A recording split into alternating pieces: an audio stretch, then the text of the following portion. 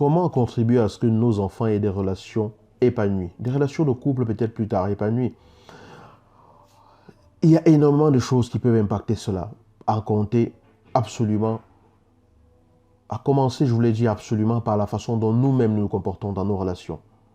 Comment est-ce que tu veux que ton fils sache comment respecter une femme si toi tu manques de respect à ta femme à longueur de journée? Comment est-ce que tu veux que ton fils considère de façon vraiment importante la personne qui partage sa vie plus tard si toi tu ne laisses jamais ta femme placer un seul mot ou donner son avis sur quoi que ce soit?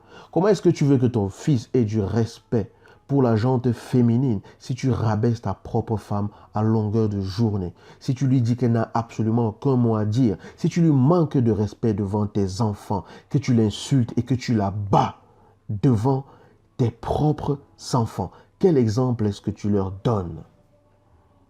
Comment veux-tu que ta fille reconnaisse sa valeur et qu'elle sache qu'elle n'est pas faite seulement pour être une mère porteuse, une cuisinière, une ménagère pour un homme, mais qu'elle a une valeur unique? Si tu passes le temps à lui enseigner que sa finalité, c'est d'aboutir dans le lit d'un homme en tant que femme, comment veux-tu que ta fille connaisse la valeur qui est la sienne, qu'elle prenne sa place dans sa vie, qu'elle puisse incarner ce qu'elle est véritablement sur cette terre, si tu fais d'elle celle qui devra toujours être au service et en dessous d'une autre personne pour pouvoir exister?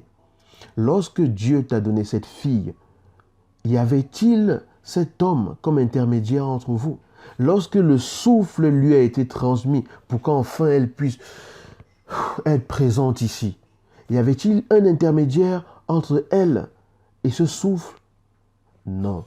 Arrête de rabaisser ta fille et de faire d'elle juste une ménagère. De lui faire croire que si elle n'a pas d'homme dans sa vie demain, elle est une personne perdue. De lui faire croire que si demain elle n'a pas d'enfant, elle est une personne perdue. Tu insultes Dieu quand tu dis ça. Tu insultes la vie quand tu dis ça.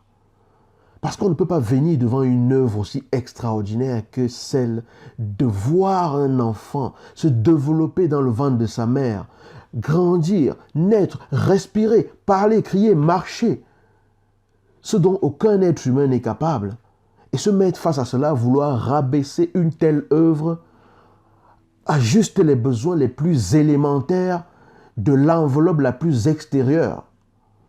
Que tu sois un homme ou que tu sois une femme, si tu veux inspirer tes enfants, si tu veux que tes enfants aient les bases nécessaires pour faire des choix vraiment conscients demain, tu dois être l'exemple. Donc demande-toi, es-tu l'exemple de père que tu veux transmettre à tes enfants? Es-tu l'exemple d'homme que tu veux transmettre à tes enfants? Quelle est l'image de l'homme que tu leur donnes? Un tyran? Un irrespectueux? Quelqu'un qui insulte et bat sa femme à longueur de journée?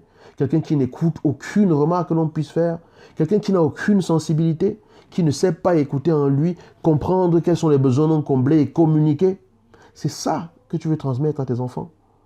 Tu veux transmettre à tes enfants que tu es une femme qui n'a aucune valeur, une femme qui se contente simplement d'assouvir tous les désirs de la personne avec qui elle vit sans jamais se demander quel est son véritable but ici?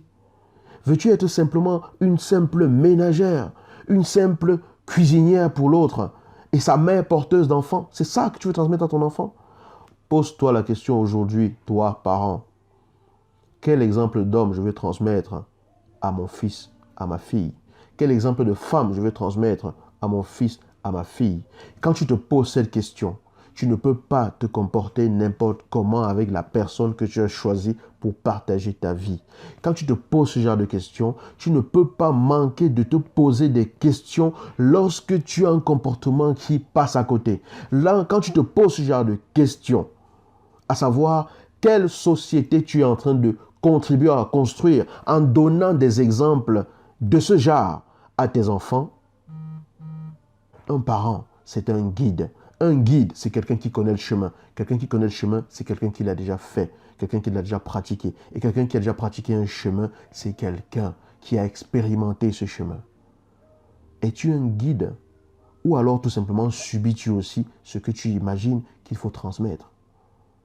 Telle est la réflexion que j'avais ce matin en me levant et que j'ai voulu partager avec vous. C'est pas à toi que je parle, c'est à moi que je parle. C'est pas à toi que je parle, c'est à moi d'abord que je parle. Mais certainement que tu t'es reconnu dans ce que j'ai dit. Certainement que ce que j'ai dit vous a peut-être inspiré si vous m'avez regardé jusqu'ici, vous a peut-être interpellé si vous m'avez regardé jusqu'ici. Si c'est le cas, partagez cette vidéo. Vous m'aidez à toucher d'autres personnes, vous m'aidez à inspirer d'autres personnes. Je n'ai pas gardé cette réflexion pour moi, je l'ai partagée avec vous et je vais vous demander de m'aider à la partager avec d'autres personnes parce que mon aspiration, c'est de contribuer à ce qu'il y ait un peu plus de lumière dans ce monde, à ce que les générations d'après portent toujours encore plus loin ce que les générations d'aujourd'hui ont compris. Il faut transmettre assez tôt aux générations d'après nous ce que nous avons compris au niveau où nous en sommes aujourd'hui. Si tu partages cet avis, je te demande de partager la vidéo. Je dis ceci, je ne donne de leçons à personne. Comme je l'ai dit, ce sont mes réflexions personnelles. Ça reste des graines, ça reste des pépites. Une graine, elle peut être semée ou pas. Elle peut être semée dans un terrain favorable, fertile, ou dans un terrain pas fertile. À vous de voir si vous prenez la graine que je vous tends. Si votre terrain est fertile et peut accueillir ce type de graine, et si cette graine peut donner des fruits dans votre vie à vous, ce que vous en faites, c'est votre affaire. Moi, mon affaire, c'était de partager avec vous mes propres réflexions et les graines qui sont à ma disposition. À vous de voir. Je vous dis à bientôt dans une nouvelle vidéo. Ciao.